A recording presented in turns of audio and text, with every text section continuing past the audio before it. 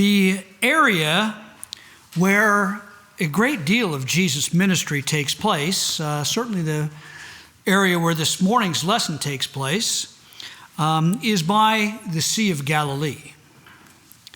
It is a lake that is nearly 8 miles wide from east to west and 12 miles long north to south. In places, it's up to 200 feet deep.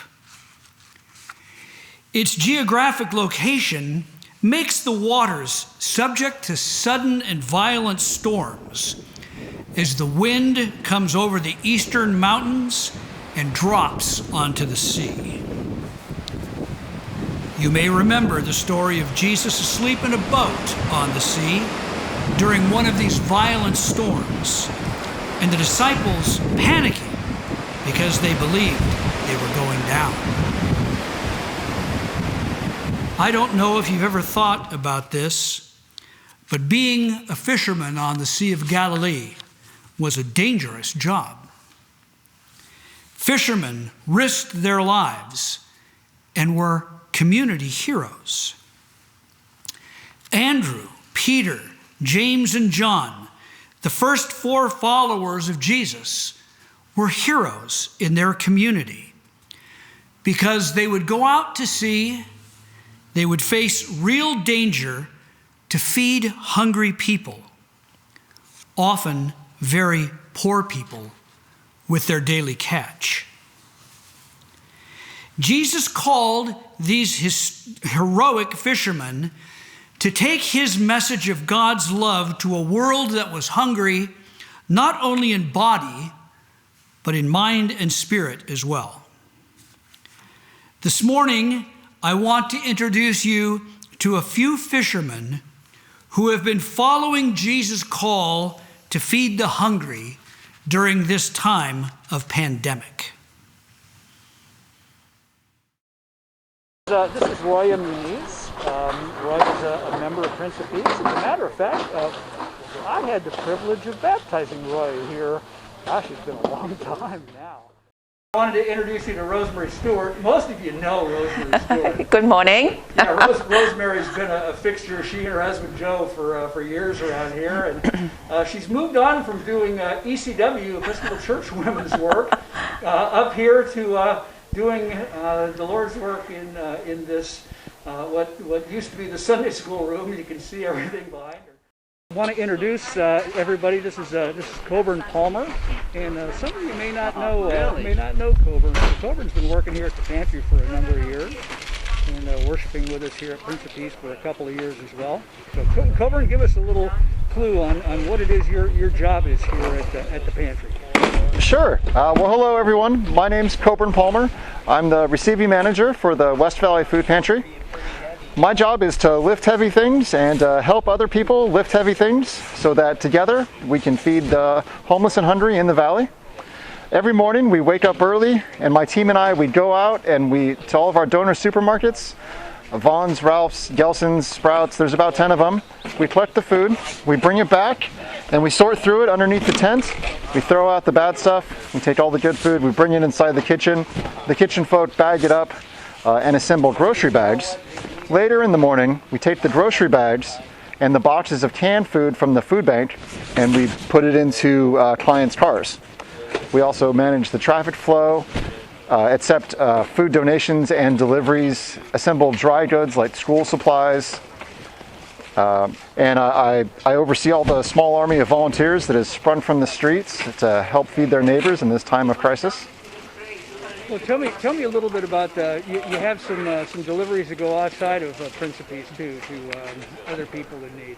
We also have a senior delivery program that we deliver to 10 low-income apartment buildings throughout the valley. We load up our van with dry goods, produce, and some fresh bags, and we drive out and we drop off once a month to 10 low-income senior buildings in the valley. All right. Well, here's a big question. This is Thursday. This is going to be shown on a Sunday, like a week later. But it's about to rain. What are you guys going to do here in inclement weather? We get wet. You get wet. I like that. Every day, in all sorts of weather, rain, snow, sleet, or shine, we stand out here on the tarmac, on the blacktop, in the parking lot of the Prince of Peace, and we hand out food. That's awesome. But Rosemary, I'd like to just kind of ask you what it is that you do up here at the food pantry on a pretty much daily basis now. I do, and sometimes I ask myself, every day is a new adventure almost. So primarily though, I go through the donations that come in from very generous people. So we have to sort through what type of food it is, what might go into the homeless room, what goes into some of the bags outside.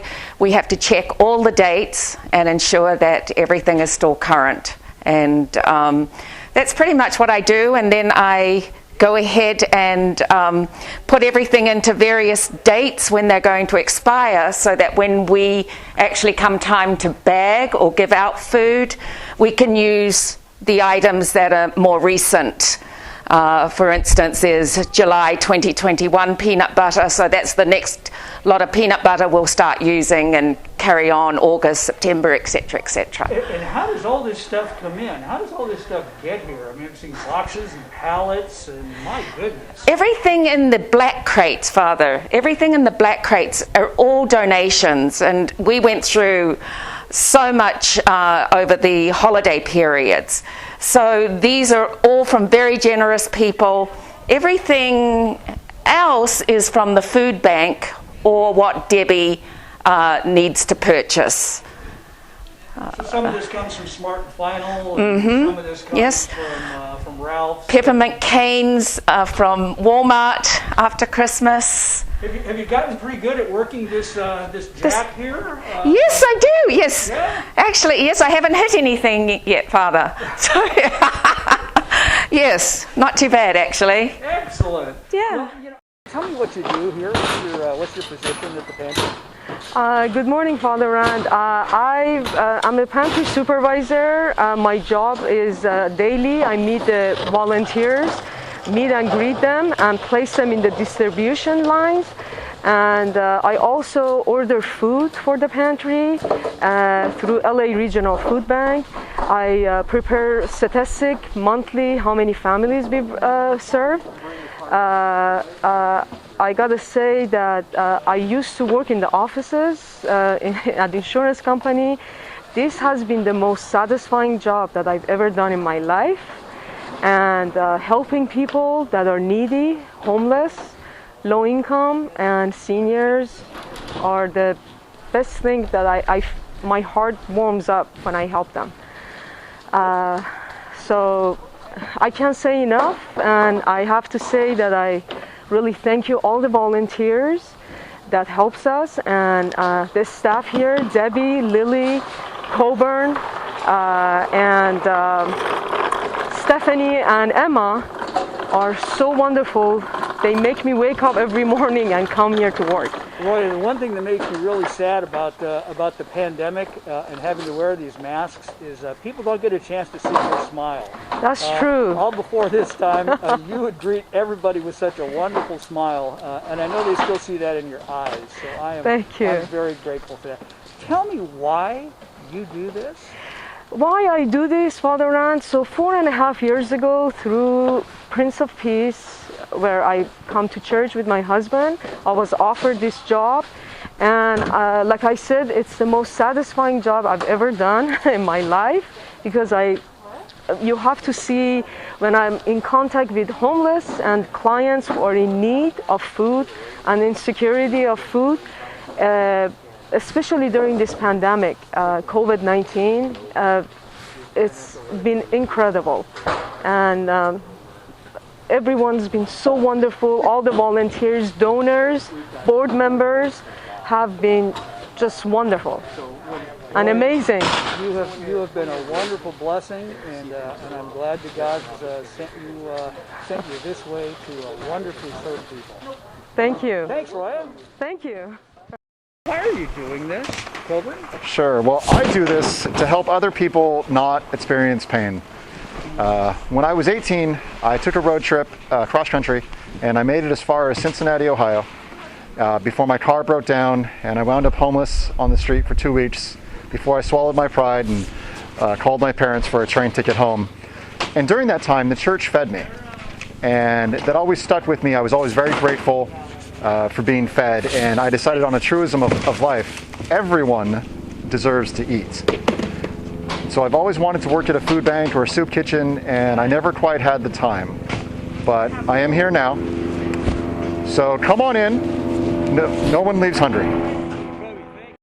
Rosemary, this is a question. All the things that you could be doing, because you're a very talented person, why are you doing this? What's led you here to Gosh. do this work? Well, back at the end of March, when I saw one of the happenings posted online, and Debbie was looking for volunteers. And at that time, Joe was home working out of the house. He was upstairs, and our son Dylan was in his final year at Cal Poly, so he was downstairs studying and online.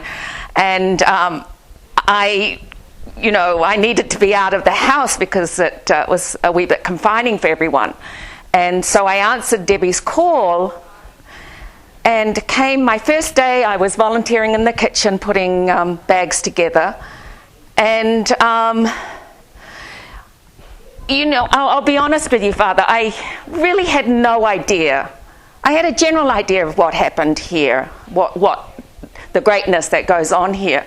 But it wasn't until I actually worked in it, and I get a little bit emotional, sorry. Okay. That just the need was there, and I wanted to be part of this and help where I could.